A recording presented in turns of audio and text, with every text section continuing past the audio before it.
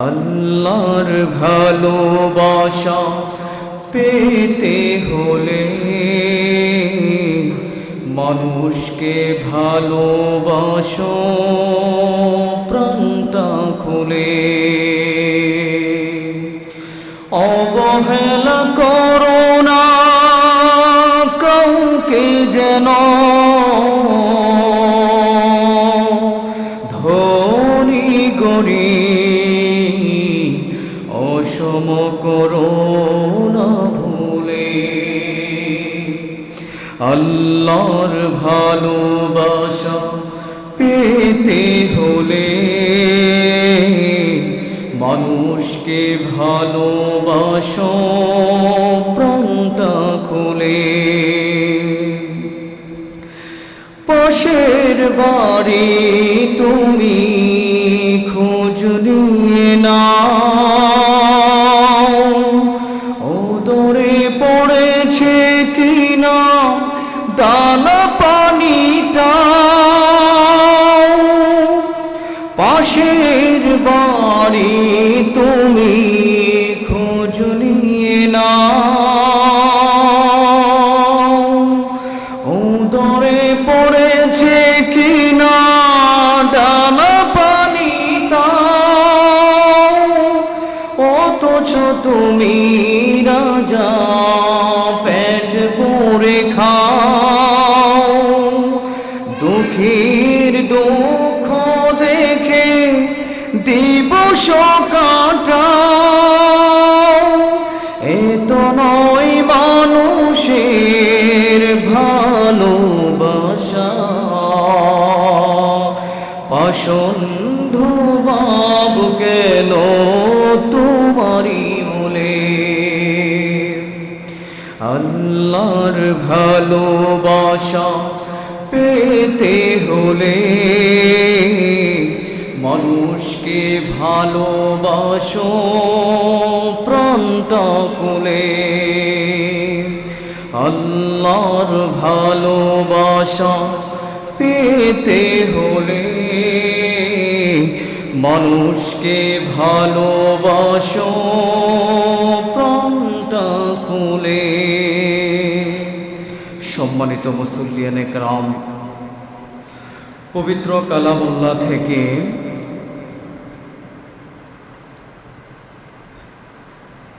সূরা আম্বিয়ার ৮৩ নম্বর আয়াত তেলাওয়াত করেছি।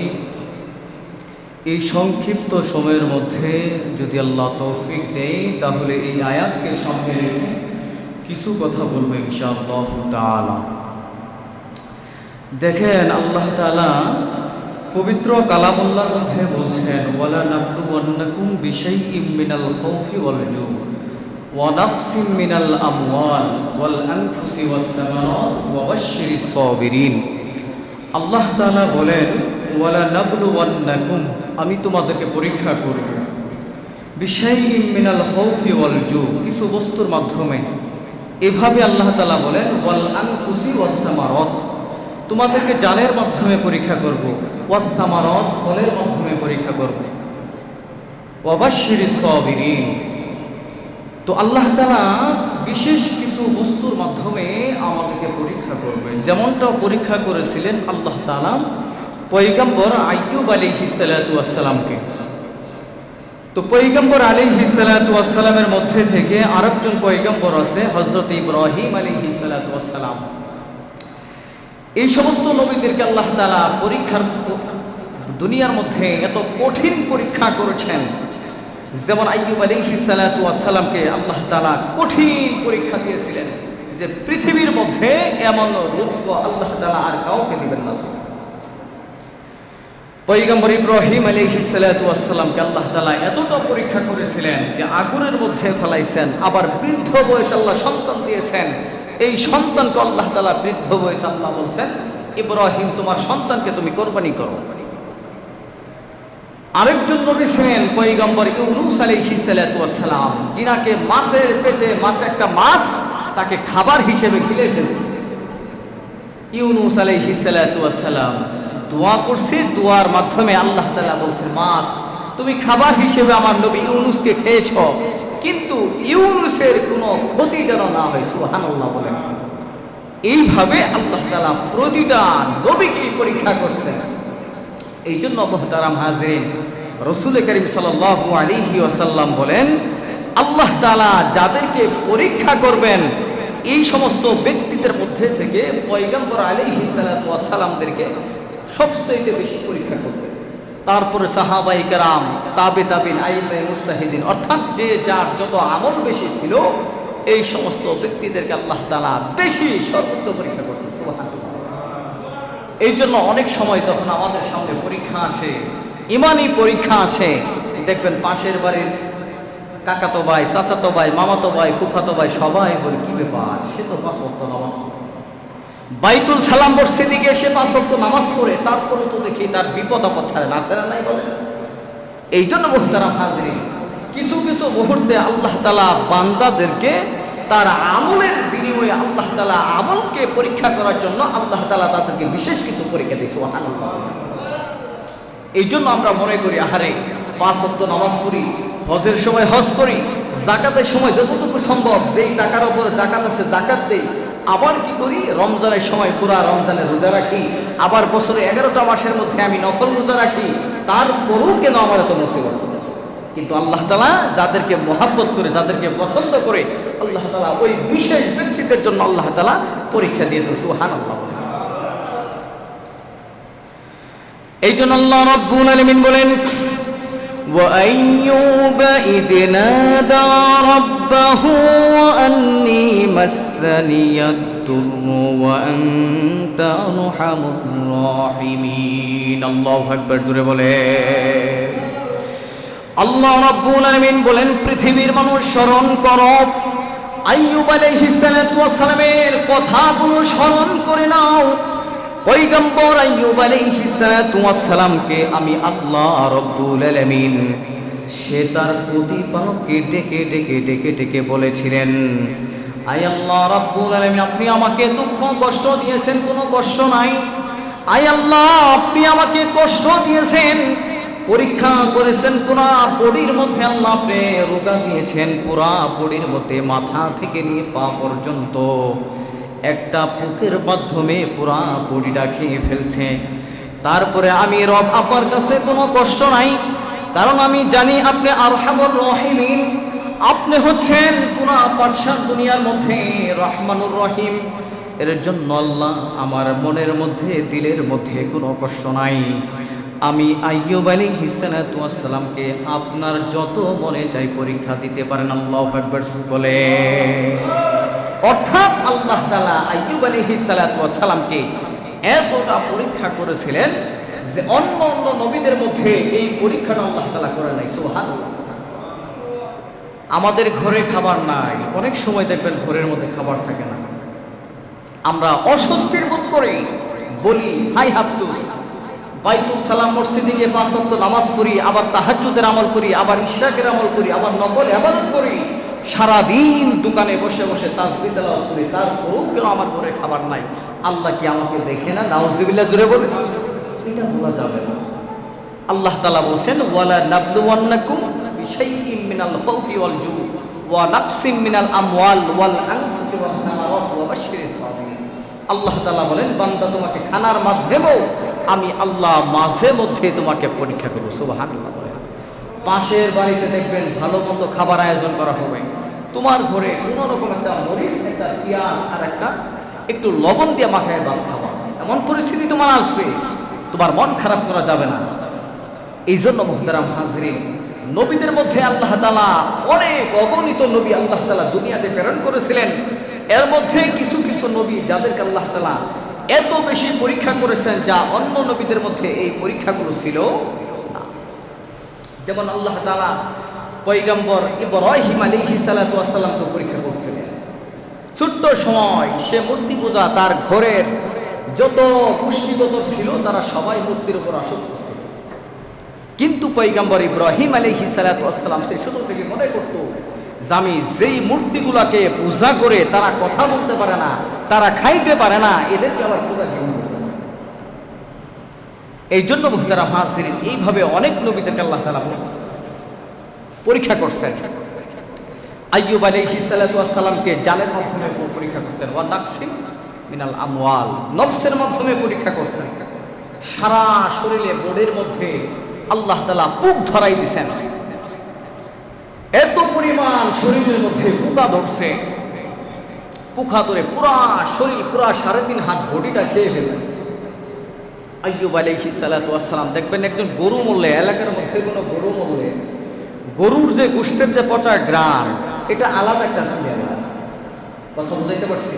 কিন্তু মানুষের যে গোশতের যে পচা একটা দুর্গন্ধ, এই গন্ধ মানুষে সহ্য করতে পারে না।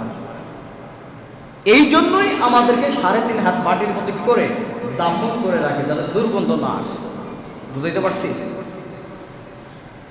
আইয়ুব আলাইহিস সালাতু ওয়াস সালামের শরীর যখন খেয়ে ফেলছে পোকায়, তখন পুরা গ্রামের মানুষগুলো এই দুর্গন্ধের কারণে কেউ থাকতে পারে না, খাবার খেতে পারে না। এলাকার মানুষ সিদ্ধান্ত নিলেন যে আইয়ুব আলাইহিস সালাতু ওয়াস সালাম যেহেতু আল্লাহর পয়গম্বর, তার এই এলাকা থেকে একটা গহীন জঙ্গলে ফালাই দিয়ে আসে। নাউজুবিল্লাহ বলেন। সবাই সিদ্ধান্ত নিলেন আইয়ুব আলাইহিস সালাতু ওয়াস সালামকে এক গহীন জঙ্গলে রাস্তার পাশে কিনারায় ফালাই দিয়েছে। এলাকার মানুষ এর থেকে অনেকটাই প্রশান্তি বোধ করতেছে।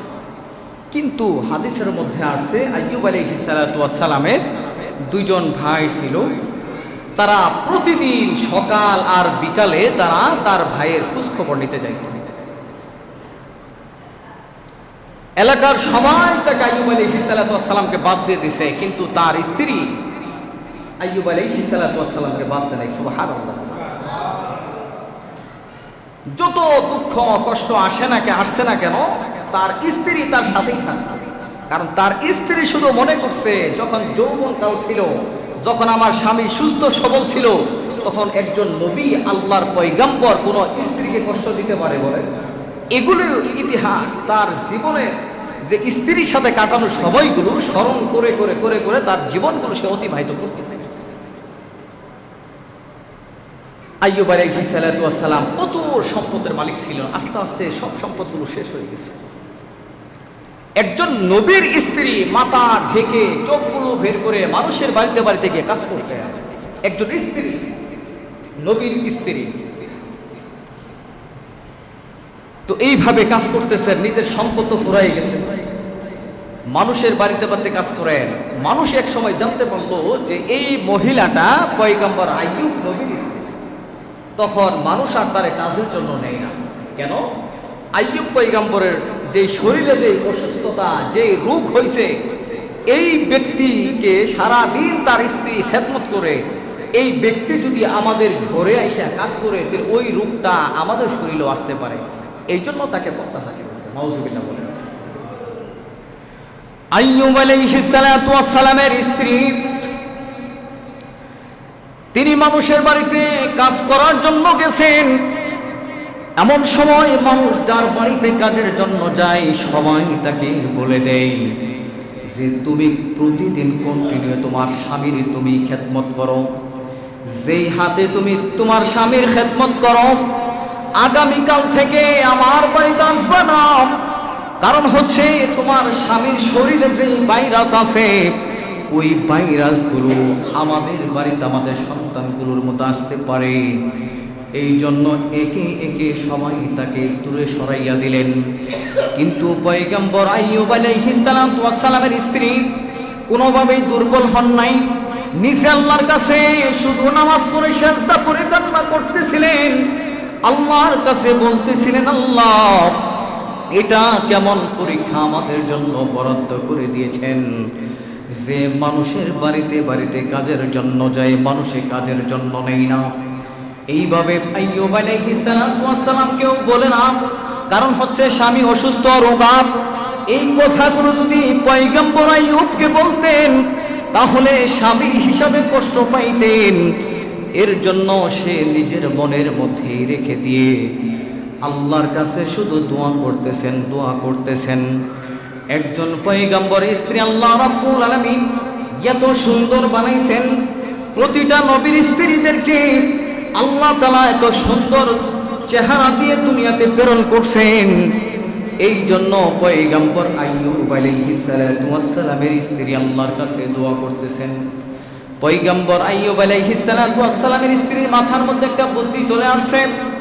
তার মাথার মধ্যে যেই কেশগুলো ছিল, চুলগুলো ছিল, বড় বড় ছিল, ওই জমানার মধ্যে একজন কোটিপতির মেয়ে তার কাছে তার চুলগুলো বিক্রি করার জন্য পয়গম্বর আইয়ুব আলাইহিস সালাতু ওয়াস সালামের স্ত্রী গেছেন।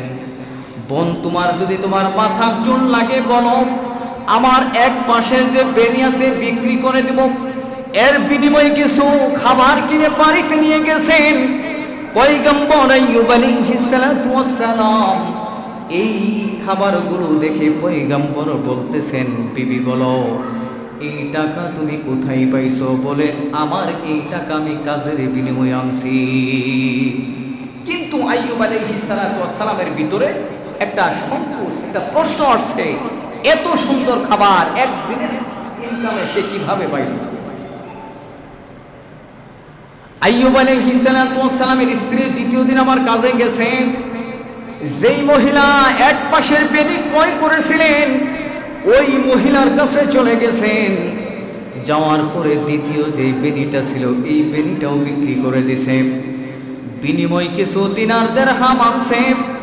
আনার পরে আইয়ুব আলাইহিস সালাতু ওয়াস সালাম তাকে প্রশ্ন করছেন, ও বিবি বলো আজকে তুমি কিসের বিনিময়ে দিনার দিরহাম আনছো?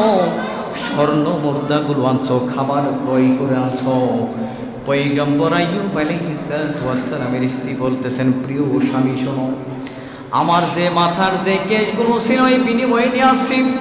কিন্তু আইয়ুব আলাইহিস সালাতু ওয়াস সালাম আল্লাহর কাছে দোয়া করছেন, আল্লাহ আমার স্ত্রী যেই কাজের বিনিময়ে, যেই চুলের বিনিময়ে যেই খাবারগুলো ক্রয় করে আনছে, আল্লাহ তুমি তো জানো, তুমি তো দিলের খবর জানো, তুমি তো রব, তুমি তো রহমানুর রহিম, তুমি তো দিলের খবরগুলো জানো। পয়গম্বর আইয়ুব আলাইহিস সালাতু ওয়াস সালাম আল্লাহর কাছে দোয়া করলেন আর বলতেছেন, আল্লাহ তুমি আমাদের উপর রহম করো। আল্লাহু আকবার, জোরে বলে। এইভাবে পয়গম্বর আইয়ুব আলাইহিস সালাতু ওয়াস সালামকে মানুষে পরিত্যাগ করে দিলেন। ভাইগুলো দেখানোর জন্য আসেন। আসার পরে পয়গম্বর আইয়ুবকে বলতেছেন, ও পয়গম্বর আইয়ুব, ওই দুই ভাইয়েরা সবাই আইয়ুবকে বেশি মহব্বত করতেন। একজন ভাই তার ভাইকে, দ্বিতীয় ভাইকে বলতেছেন, ও ভাই, পয়গম্বর আইয়ুব যদি আল্লাহর দেওয়া নবী হতো তাহলে পয়গম্বর আইয়ুবকে একদিন আর 2 দিন নয় 18 বছর পর্যন্ত তার শরীরে পোকা খাইতেছে। আমার মনে হয় আইয়ুব কেমন অপরাধ করেছিল, না জানি কোনো বড় অপরাধ করেছিল। এই অপরাধের বিনিময়ে পয়গম্বর আইয়ুবের উপরে এমন বড় বালা মুসিবত চলে আসছে। এই কথাটা পয়গম্বর আইয়ুব আলাইহিস সালাতু ওয়াস সালামের কাছে গেছে। আইয়ুব আলাইহিস সালাতু ওয়াস সালাম আল্লাহর কাছে দোয়া করতেছেন, ও আল্লাহ আমি এমন কি বড় অপরাধ করেছি, আমার মধ্যে ধৈর্যের পরিচয় আছে। এরপরে ওই এলাকার মানুষগুলো বলাবলি শুরু করছে। আমার মনে হয় পয়গম্বর আইয়ুব না জানি কত বড় অপরাধ করেছে। এইভাবে মানুষগুলো বলাবলি শুরু করছে। এইভাবে পয়গম্বর আইয়ুব আল্লাহর কাছে দোয়া করতেছেন আর বলতেছেন, আল্লাহ আমি তো আমার জীবনে কোনো অপরাধ করি নাই, আমার যত কষ্ট হোক না কেন আমি পয়গম্বর আইয়ুব তোমার পরীক্ষা দেওয়ার জন্য প্রস্তুতি আছি। আল্লাহু আকবার, জোরে বলে। প্রতিটা নবী দুনিয়াতে আসছেন আর এইভাবে একেবারে ধারাবাহিকভাবে তারা নিজেরা পরীক্ষার সম্মুখীন হয়েছে। পয়গম্বর আইয়ুব আলাইহিস সালাতু ওয়াস সালাম তিনার শরীরে যখন পুরাটা শরীর যখন পোকায় খেয়ে ফেলছে, হাদিসের মধ্যে আসছে পুরা শরীরের গোশতগুলো আলাদা আলাদা হয়ে গেছে। শুধু শরীরের মধ্যে হাড্ডিগুলো আছে, কথা বলতে পারে না। মানুষগুলো, গ্রামের মানুষগুলো বলা শুরু করলো, পয়গম্বর আইয়ুব এ পর্যন্ত একেবারে তার শরীরে গোশতগুলো খসে খসে পড়ে গেছে। তারপরেও পয়গম্বর আইয়ুব আলাইহিস সালাতু ওয়াস সালাম কি জানি মুখে বলতে থাকে। পয়গম্বর আইয়ুবের ঠোঁটের মধ্যে আর জিহ্বার মধ্যে যদি পোকা ধরে যাইত তাহলে সে তার রবের নাম নিতে পারত না। পয়গম্বর আইয়ুব আলাইহিস সালাতু ওয়াস সালাম আল্লাহর কাছে দোয়া করতেছেন, আল্লাহকে বলতেছেন, আল্লাহ আমার 3.5 হাত বডির মধ্যে মাথা থেকে নিয়ে পা পর্যন্ত পোকায় খেয়ে ফেলছি। আয় আল্লাহ আমার কোনো দুঃখ নাই, কোনো কষ্ট নাই। আয় আল্লাহ তোমার কাছে ছোট্ট একটা আবদার হচ্ছে, আমার মাথা থেকে নিয়ে পা পর্যন্ত পোকায় খেয়ে ফেলুক, কোনো আমার অভিযোগ নাই। কিন্তু আল্লাহ যে জিহ্বা দিয়ে তোমার নাম রহমান নামটা ডাকি, আল্লাহ আল্লাহ বলে ডাকি, আল্লাহ তোমার জাতের কসম করে বলি, আমার শরীরের পুরা গোশত খসে যাক আমার আফসোস নাই, কিন্তু আমার জিহ্বার মধ্যে যে জিহ্বা দিয়ে তোমার নামটা ডাকি এই জিহ্বার মধ্যে পুক দিও না। আল্লাহু আকবার জোরে বলে। পয়গম্বর আইয়ুব আলাইহিস সালাতু ওয়াস সালাম পুরা শরীর পোকায় খেয়ে ফেলছে, রবের নাম নেওয়ার জন্য আল্লাহর কাছে দোয়া করতেছেন, আল্লাহ তুমি আমার বডিটাকে খেয়ে ফেলো, আমার কোনো অভিযোগ নাই, কিন্তু আমার জিহ্বাটা যেন না হয়, না খাই। আর আমাদের শরীরে যদি ঠান্ডা চলে যায়, ঠান্ডা হয়, জ্বর আসে, এই জ্বরের কারণে বিছানা থেকে উঠতে পারি না, ডাক্তারকে 5,000 টাকা দিয়ে পরীক্ষা করে আসি, 1,000 টাকা ভিজিট দেই। তখন ওই বান্দাকে যদি কোনো মানুষ প্রশ্ন করে, ভাই তোমার নাকি জ্বর আসছে, বলে টাইফয়েড হয়েছে, এই টাইফয়েডের ব্যথা কেমন বলো? আল্লাহর বান্দা বলে, ভাই আজকে 5 দিন হয়ে গেছে, ইউনাইটেড হসপিটালে ভর্তি আছি, ইভার কেয়ারে ভর্তি আছি, কোনো খাবার খাইতে পারি না। কিন্তু এই 5 দিনের কারণে সে অস্বস্তির তার ভিতরে কাজ করে, অশান্তিতে কাজ করতেছে। কিন্তু পয়গম্বর আইয়ুব আলাইহিস সালাতু ওয়াস সালাম শুধু 1 দিন আর 2 দিন না, গোটা 18টা বছর পর্যন্ত পয়গম্বর আইয়ুব আলাইহিস সালাতু ওয়াস সালাম তার পোকায় তার শরীরটা একেবারে খায়া জর্জরিত করে দিয়েছে। আল্লাহু আকবার জোরে বলে।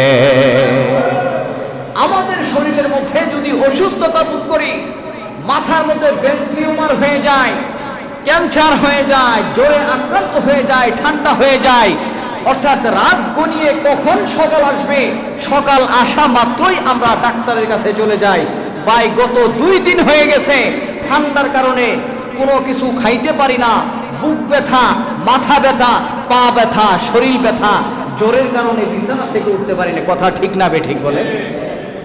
আর আল্লাহ তাআলা পয়গম্বর নবী আলাইহিস সালাতু ওয়াস সালামদেরকে শুধু 1 দিন আর 2 দিন না, 1 মাস না, টানা 18টা বছর পর্যন্ত মতান্তরে পয়গম্বর আইয়ুব আলাইহিস সালাতু ওয়াস সালামের শরীরে পোকা ধরে 3.5 হাত বডি খেয়ে ফেলছে, শুধু জিহ্বাটা বাদে। আল্লাহু আকবার জোরে বলুন।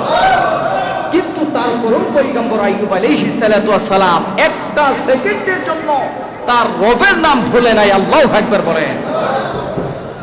এই জন্য মুহতারাম হাজিরিন, আমাদের সামান্য অসুস্থতা হয়, আমাদের অপারেশন করে নিয়েছে, একটা জায়গায় ফোঁটা করছে, কাটছে, পিঠে পাথর হলে শুধু ফোঁটা করে, ঠিক না বে ঠিক বলেন? অপারেশন করছেন, 4টা-5টা সিলাই লাগছে, ডাক্তারে বলে দিছে শুয়ে থাকবেন, উঠা যাবে না, দাঁড়ানো যাবে না। আল্লাহর বান্দা নামাজই বাদ দিয়ে দিছে, আছে না নাই? নামাজ বাদ দিছে, অথচ আল্লাহর বিধান, শরিয়া বিধান হচ্ছে আপনি শোয়া থেকে উঠতে পারেন না, আপনি বসে বসে শুয়ে আল্লাহর দিকে, পশ্চিম দিকে পা দিয়ে মাথাটাকে ইশারায় আপনি আপনার রবের নামে সিজদা করেন, সুবহানাল্লাহ বলেন।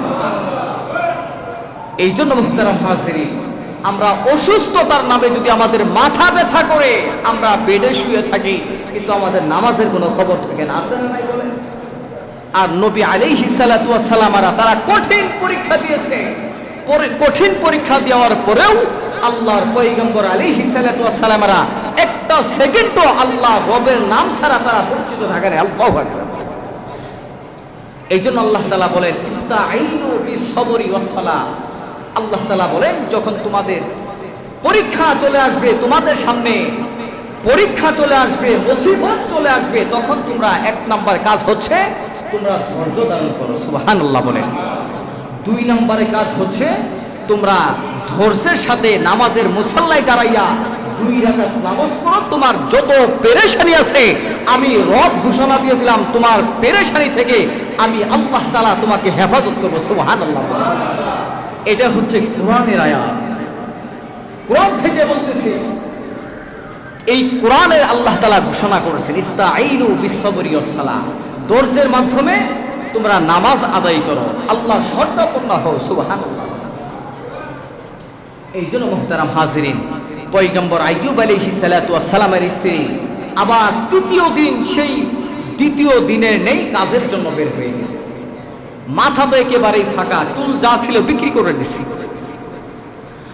পয়গম্বর আইয়ুব আলাইহিস সালাতু ওয়াস সালামের স্ত্রী আল্লাহর কাছে দোয়া করতেছেন, রবের কাছে দোয়া করতেছেন, আল্লাহ আমার যে প্রাণ প্রিয় স্বামী আছে, এই স্বামীকে আমার যে পরিমাণ সম্পদ ছিল সম্পদগুলো শেষ করে দিছি। মাতার যে 2টা বেনি ছিল, বেনির বিনিময়ে টাকা নিছি, এই টাকা দিয়ে স্বামীকে খাবার খাওয়াইছি, এই টাকা ফুরাইয়া গেছে। এখন আমার হাতে কোনো টাকা নাই, আমার কাছে কোনো স্বর্ণ মুদ্রা নাই। এখন আমি আমার প্রাণ প্রিয় স্বামীকে, আপনার পয়গম্বরকে কি খাওয়াইব? আমার স্বামীকে কি খাবার দিব? আমার স্বামী যখন আমার কাছে খাবার খাইতে চাইব, তাকে কি প্রশ্নের জবাব দিব? এই বলে পয়গম্বর আইয়ুব আলাইহিস সালাতু ওয়াস সালামের স্ত্রী চিন্তায় পড়ে রবের কাছে কাঁদতেছেন। এমন সময় পয়গম্বর আলাইহিস সালাতু ওয়াস সালাম আল্লাহর কাছে দোয়া করতেছেন, আল্লাহ আমার দীর্ঘ 18টা বছর পার হয়ে গেছে, এখন পর্যন্ত আমার শরীর থেকে নিয়ে মাথাগুলো, চোখগুলো, শরীরের অঙ্গ প্রত্যঙ্গগুলো পোকায় খায়া শেষ করে দিছে, শুধু জিহ্বাটা বাকি আছে। আল্লাহ তুমি এবার আমার উপর রহম করো, দয়া করো। আল্লাহু আকবার, জোরে বলে। আল্লাহ রাব্বুল আলামিনের পয়গম্বর আলাইহিস সালাতু ওয়াস সালাম এই দোয়াটা করার সাথে সাথে আল্লাহ রাব্বুল আলামিন গায়েব থেকে আওয়াজ দিছে, ও পয়গম্বর আইয়ুব, তোমার হাতে তোমার পায়ে মাটির মধ্যে আঘাত করো, তোমার পা দিয়ে মাটিতে আঘাত করো। আঘাত করার সাথে সাথে মাটি ফেটে যেই পানি প্রবাহিত হতে থাকবে, ওই পানি দ্বারা গোসল করে নাও, আর ওই পানি দ্বারা তুমি মাথা থেকে নিয়ে পা পর্যন্ত গোসল করে নাও। এরপরে ওই পানিটা তুমি পান করো। ওই পানিটা পান করার সাথে সাথে পয়গম্বর আইয়ুব আলাইহিস সালাতু ওয়াস সালাম এত সুন্দর সুঠাম দেহের অধিকারী হয়ে গেছেন। আল্লাহর পয়গম্বরের স্ত্রী বিকাল যখন গড়িয়ে যখন সন্ধ্যা হয়ে গেছে, এই সন্ধ্যার সময় আল্লাহর নবীর যেই জায়গাতে বসা ছিল, শোয়া ছিল, ওই জায়গাতে এসে দেখেন আইয়ুব আলাইহিস সালাতু ওয়াস সালাম নাই। পাশে একটা নওজোয়ান সুদর্শন যুবক বসে আছে। ওই যুবককে গিয়ে বলতেছেন, ভাই আমার আল্লাহর দেওয়া পয়গম্বর, আমার প্রাণ প্রিয় স্বামী এখানে অসুস্থতা অবস্থায় ছিল, যার শরীরে একেবারে পোকা মাথা থেকে নিয়ে পা পর্যন্ত খেয়ে ফেলছে, এই মানুষটাকে কি দেখছেন? পয়গম্বর আইয়ুব আলাইহিস সালাতু ওয়াস সালাম স্ত্রীর দিকে যখন তাকাইছেন, পয়গম্বর আলাইহিস সালাতু ওয়াস সালাম স্ত্রীকে বলতেছেন, স্ত্রী তুমি কি আমাকে চেনো না? স্ত্রী বলতেছেন, না না আপনাকে চিনি না, তবে আমার স্বামীর চেহারা মতো দেখা যায়, আমার স্বামী যেই সুন্দর ছিল, সেই যে সুঠাম দেহের অধিকারী ছিল, আপনাকে সেম তেমনই দেখা যায়। বলেন মান আনতা, আপনি কে? পয়গম্বর আলাইহিস সালাতু ওয়াস সালাম বলতেছেন, ও প্রাণ প্রিয় স্ত্রী শোনো, আমার শরীরে পোকা ধরার পরে আমার এলাকাবাসী আমাকে ত্যাগ করছে, আমাকে বাহির করে দিছে, আমার আত্মীয় স্বজনেরা আমাকে এলাকা থেকে বাহির করে দিছে, আমার সন্তানেরা, আমার আত্মীয় স্বজনদের মধ্যে যারা ছিল সবাই আমাকে ত্যাগ করছে, কিন্তু তুমি স্ত্রী আমাকে ত্যাগ করো নাই। আল্লাহর জাতের কসম করে বলি, আমি আল্লাহর জাতের কসম করে বলি, আমার মৃত্যুর উপরে আমি কথা দিয়ে দিলাম, তোমার হাত ধরে ধরে আমি আইয়ুব আলাইহিস সালাতু ওয়াস সালাম জান্নাতে নিয়ে যাব। আল্লাহু আকবার। তার কথাগুলো স্মরণ করে করে তার স্বামীর খেদমত করতে সুবহানাল্লাহ বলে। এই জন্য মুহতারাম হাজিরে অনেকের স্ত্রীরা খেদমত করে না, আইসে শুধু বলে হুজুর দোয়া করবেন, হুজুর আমার জন্য দোয়া করেন, সাংসারিকভাবে খুবই অশান্তিতে আছি। ভাই আপনি আপনার স্ত্রীকে আজকে মেম্বার থেকে বলে গেলাম, আপনি আপনার স্ত্রী থেকে ভালোবাসেন, মোহাব্বত করেন, দেখবেন আপনি যদি করেন 50% ভালোবাসা, আমি কথা দিয়ে গেলাম আপনার স্ত্রী আপনাকে 100% ভালোবাসবে। কথা ঠিক না বে ঠিক বলে?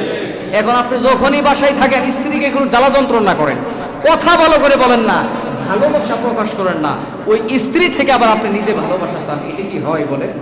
যে স্ত্রী সব কিছু চাই আপনার কাছে আসছে কিন্তু আপনার থেকে কিছু চাই না, ছোট্ট ছোট্ট কিছু জিনিস চায়। আজকে বাজার থেকে শুক্রবারে যাইবেন, এক জোড়া চুড়ি কিনবেন, দেখবেন 1000 টাকার গিফট করা আছে যে এক জোড়া চুড়ির মধ্যে ভালোবাসাটা বেশি আছে না নাই বলেন? আপনি বেশি কিছু কিনবেন না, কানের জন্য এক জোড়া দুল কিনে নিয়ে আসবেন, আয়সা বলবেন তোমার দিন আসলে অনেক দিন হয়ে গেল তোমাকে গিফট করতে পারি না, আজকে ছোট্ট একটা গিফট নিয়ে আসছি, কি কানের দুল, দেখবেন অনেক খুশি হয়ে গেছে। এমনটা করেন না কেন? শুধু ভালোবাসা পাওয়ার জন্য হুজুর দোয়া করেন, ভাই দোয়া করেন, সাংসারিকভাবে অশান্তিতে আছে, আপনি নিজেরটা নিজে ঠিক করেন না কেন? কথা ঠিক না বে ঠিক বলেন? এই জন্য মুহতারাম হাজরিন, আমরা আমাদের রবের উপর ধৈর্য ধারণ করতে হবে, তাহলে আমাদের রব আমাদের কিছু উপঢৌকন, কিছু হাদিয়া আমাদেরকে দিবে। এই জন্য আল্লাহ তাআলা বলেন ইতিপূর্বে আমি কি করছি না করছি সেটা আমার দেখার বিষয় না। এই জন্য মুহতারামের সামনের যে জিন্দেগিটা আছে, এই জিন্দেগিতে যদি আমি তাওবাতুন নাসুহা করতে পারি, আল্লাহ জীবনে অনেক অত্যাচার জুলুম করছে স্ত্রীর উপরে, আজকে হুজুরের বয়ান শোনার পরে কথা দিলাম স্ত্রীকে শুধু ভালোবাসবো, পারবেন না ইনশাল্লাহ?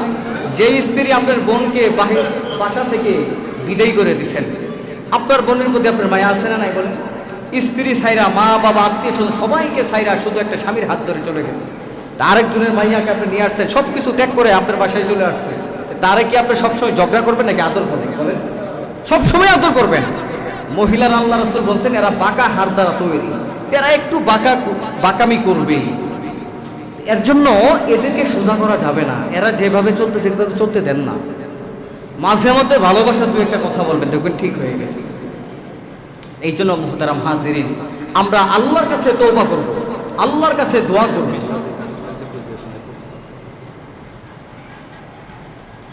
আচ্ছা আমরা আল্লাহর কাছে সবসময় দোয়া করবো ইনশাআল্লাহ, পারবো তো ইনশাআল্লাহ? আর মুহতারাম হাজিরিন, আমরা আল্লাহর কাছে রবের কাছে যখন দোয়া করব, এই দোয়া করার আগে আমাদের ভিতরে সবর নিয়ে আসতে হবে, ধৈর্য নিয়ে আসতে হবে, তাওবাটা করতে হবে, আল্লাহ তওবা করলাম, সামনের জীবনে আর কখনোই তওবা করব না। আল্লাহ সবাইকে কবুল করেন, বলেন আমিন। এই জন্য মুহতারাম হাজিরিন, প্রায় সময় আমরা অনেক গুনাহ করে থাকি, গুনাহ করি কিনা বলেন? গুনাহ করার ফলে আমরা অনেক সময় হতাশ হয়ে যাই, হায় রে কি করব, জীবনে তো অনেক জানা বেবিচার করছি, অনেক গুনাহ করছি, এখন এই গুনাহ থেকে আমরা কিভাবে বেঁচে থাকব? আল্লাহর নবীর কাছে একটা ছোট্ট একটা হাদিস বলে শেষ করে দেব। আল্লাহর নবীর কাছে এক ব্যক্তি গেছে, আল্লাহর নবীর কাছে, সুবহানাল্লাহ বলেন। আল্লাহর নবীকে গিয়ে বলতেছেন, ইয়া রাসূলুল্লাহ, জীবনে অনেক গুনাহ করছি, জানা থেকে নিয়ে যত বেবিচার আছে, যত আকাম কুকাম আছে সব করছি। ইয়া রাসূলুল্লাহ, আপনি আমাকে সব থেকে নিষেধ করতে পারবেন না, যে কোনো একটা জিনিস থেকে আপনি আমাকে নিষেধ করেন, ওই একটা কথাই শুধু আমি মানব, আর বেশি কিন্তু মানতে পারবো না। আল্লাহ রাসূল হাত জোর করে বলছেন, আল্লাহ রাসূল বলছেন তুমি মিথ্যা কথা বলবা না। আল্লাহু আকবার, জোরে বলেন। আল্লাহর বান্দা এই কথা আল্লাহর নবী বলার সাথে সাথে এতটা খুশি হয়েছেন, আমি তো ভাবছিলাম আল্লাহ রাসূল বলবেন তুমি মদ খাওয়া বন্ধ করো, তুমি জেনা করা বন্ধ করবা, মানুষের থেকে সুদ ঘুষ লুণ্ঠন করে, টাকা পয়সা লুণ্ঠন করে খাও, এর থেকে বঞ্চিত থাকো। কিন্তু আল্লাহর নবী তো কিছুই বললো না, শুধু বলছে মিথ্যা কথা ছেড়ে দাও। আল্লাহু আকবার, জোরে বলেন। আল্লাহর বান্দা বাড়িতে চলে গেছে, যখন রাত্রবেলা 12টা-1টা বেজে গেছে, এমন সময় আল্লাহর বান্দার ঘুম ভেঙে গেছেন। আল্লাহর বান্দা চিন্তা করতেছেন, যখন 12টা থেকে 1টা বেজে গেছে, তার মদ খাওয়ার নেশা উঠে গেছে, গাঁজা খাওয়ার নেশা উঠে গেছে, ইয়াবা ট্যাবলেট খাওয়ার নেশা উঠে গেছে। এই আল্লাহর বান্দা ইয়াবা হাতে নিছে, গাঁজা হাতে নিছে, মদের বোতল হাতে নিছে। এমন সময় আল্লাহর বান্দা যখন মদ পান করবেন, তখন তার মাথার মধ্যে চিন্তা করতেছেন, আল্লাহ নবী বলে দিয়েছেন ওয়াইলু ইয়াউমা ইদিল লিল মুকাদ্দিবিন। আল্লাহু আকবার, জোরে বলেন। আল্লাহ রাব্বুল আলামিন যে মিথ্যা কথা বলবে ওই মিথ্যাবাদীকে ওয়াইল নামে জাহান্নামে দিয়া দিবে। আমার মিথ্যা কথা বলা যাবে না। আমার এলাকার মধ্যে যেই বিচারক আছে, যেই কাজী আছে, ওই কাজী সাহেব যদি আমাকে সকালবেলা জিজ্ঞেস করে, ভাই ও তরুণ যুবক, শোনো শোনো, তুমি যে আল্লাহ নবীর কাছে বলছো আর খারাপ অশ্লীল কাজ করবা না, বলো তুমি রাতের অন্ধকারে তুমি কি মদ সেবন করেছো, মদ খাইছো? তাহলে আমি তো মিথ্যা কথা বলতে পারবো না। আর একটা মিথ্যা কথার জন্য ওয়াইল নামে জাহান্নামে যেতে হবে। আর যদি আমি মিথ্যা কথাই বলে ফেলি, আর যদি আমি সত্য কথা বলে স্বীকারোক্তি দেই, হ্যাঁ ভাই আমি রাত্রেবেলা মদ খাইছি, মদ সেবন করছি, গাঁজা খাইছি, ইয়াবা খাইছি, তাহলে একবার মদ খাওয়ার জন্য শরিয়া বিধান হচ্ছে 40টা দুরার বাড়ি খাইতে হবে, 40টা লাঠির বাড়ি খেতে হবে। বান্দা চিন্তা করতেছেন আমার মিথ্যা বলারও দরকার নাই, আমার 40টা দুরার বাড়ি খাওয়ার দরকার নাই। আল্লাহু আকবার, জোরে বলে। এইভাবে যুবকের সময় কাটতেছে, সময় কাটতেছে। এভাবে কয়েকদিন যাওয়ার পর রাতের অন্ধকার আমার চিন্তা আসছে জেনা করবেন। কারণ এই যুবক প্রতিনিয়তই মেয়েদের সাথে মেলামেশা করতেন।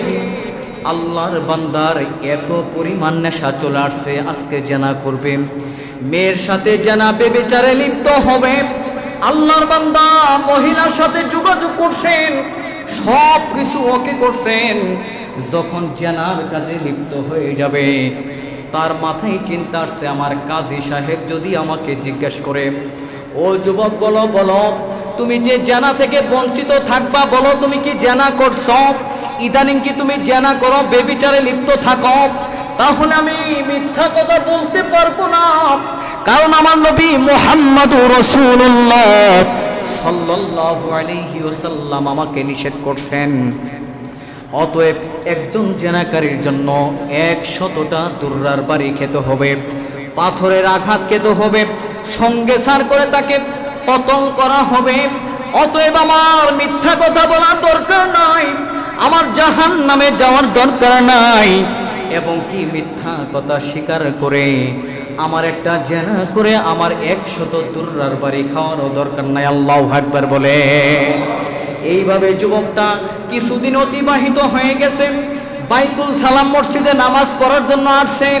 এমন সময় অনেক টাকাওয়ালা আছে, মানিব্যাগ রেখে চলে যায়, এরকম হয় কি হয় না বলেন? ওই সময়ের মধ্যে এক আল্লাহর বান্দা কিছু স্বর্ণ মুদ্রা নিয়ে ঘুমাইতেছেন। এমন সময় আল্লাহর বান্দাও নামাজের জন্য গেছেন, দেখে স্বর্ণ মুদ্রাগুলো তার দিকে তাকায় আছে, ঝলমল করতেছে। আল্লাহর বান্দা চিন্তা করতেছে এই স্বর্ণ মুদ্রাগুলো যদি সে নিজে আত্মসাৎ করে নিয়ে যায় তাহলে তার বাকি জীবনটা ভালোভাবে কাটবে। কিন্তু তার ব্রেনে চিন্তা ঢুকে গেছে, আমার এলাকার যে কাজী আছে, বিচারক আছে, এই বিচারক যদি আমাকে জিজ্ঞাসা করে, ও ভাই মাঝে মধ্যে যে তুমি চনপাড়া মোড়ের মধ্যে 4 রাস্তার মোড়ে রাতের অন্ধকারে ছুরি হাতে নিয়ে, পিস্তল হাতে নিয়ে কয়েকজন যুবক দাঁড়াইয়া যে মানুষের কাছে পিস্তল ঠাকাইয়া তুমি আত্মসাৎ করছো, ডাকাতি করছো, বলো তুমি কি ডাকাতি বাদ দিয়ে দিছ? আমি তো আমার নবী বলে দিয়েছে মিথ্যা কথা বলা যাবে না। আমার কাজীর সামনে তো আমি মিথ্যা বলতে পারবো না। যদি সত্য কথা বলতে যাই তাহলে আমার এই সত্য কথা বলার কারণে আমার যে ডান পাশে হাত আছে, এই চুরির কারণে, বেবিচারের কারণে আমার ডান পাশের হাতটা কেটে দিবে। অতএব আমার নবী বলেছে আমাকে মিথ্যা কথা বলা যাবে না, আমার মিথ্যা কথা বলে জাহান্নামে যেতে হবে, মিথ্যা বলার দরকার নাই। অতএব আমি মিথ্যাও বলবো না। আর এই একটা মিথ্যা কথা বলার বিনিময়ে আমাকে ডান হাতটা কেটে ফেলে দিবে, এই ডান হাতটাও কাটার দরকার নাই। আল্লাহু আকবার বলে। এই জন্য যুবক ভাইরা হাত ধরে বলি, পায়ে হাত রেখে বলি, এই জন্য যুবক ভাই জীবনে চলার পথে যেই অ্যান্ড্রয়েড ফোন ব্যবহার করি, ভাই কোথায় আছেন বলে সে আছে ঢাকা মিরপুরে, বলে আমি যাত্রাবাড়ি চলে আসছি, এরকম হয় কি হয় না? আওয়াজ দিয়ে বলেন। এই জন্য ভাইয়েরা আমার, একটা মিথ্যা কথা বলার কারণে আল্লাহর ঘোষণা হচ্ছে ইয়াউমাইযিল লিল মুকাদ্দিবিন। একটা মিথ্যা কথা বলার জন্য আল্লাহ রাব্বুল আলামিনের ঘোষণা হচ্ছে তোমার জাহান্নামে, ওয়াইল নামে জাহান্নামে যেতে হবে। নাউজুবিল্লাহ বলে। এই জন্য মুহতারাম হাজিরিন, একটা মিথ্যা কথা বলার কারণে আপনি আমার অনন্তকাল জাহান্নামের আগুনে পড়তে হবে। ওই জাহান্নামের নাম থাকবে ওয়াইল নামে জাহান্নাম। নাউজুবিল্লাহ বলেন। এই জন্য প্রতিটা যুবক ভাই, আমাদের ভাইয়েরা যদি সমাজের মানুষ যারা আছেন, যদি মিথ্যা কথা ছেড়ে দেই, আল্লাহর কসম করে বলি, আল্লাহর জাতের কসম করে বলি, ওই বান্দা থেকে দুনিয়ার কোনো অশ্লীল কাজ হতে পারে না। এই জন্য কবি একটা গজলের মধ্যে বলেন, আমার সাথে সাথে আপনারা বলবেন, পারবেন? বলবেন, একসাথে বলবেন। জন্ম আমার নবীর যুগে হলে কেমন হতো, জন্ম আমার নবীর যুগে হলে কেমন হতো, দুনয়নে রাসূল পাক দেখিলে কেমন হতো, দুনয়নে রাসূল পাক দেখিলে কেমন হতো, জন্ম আমার নবীর যুগে হলে কেমন হতো, জন্ম আমার নবীর যুগে হলে কেমন হতো। আসতো বেশে হযরতে বেলালের মধুর আযান, সে আযানে ছিল এমন প্রেম মুগ্ধ রহমান, দয়াল নবীর পিছে নামাজ পড়লে কেমন হতো,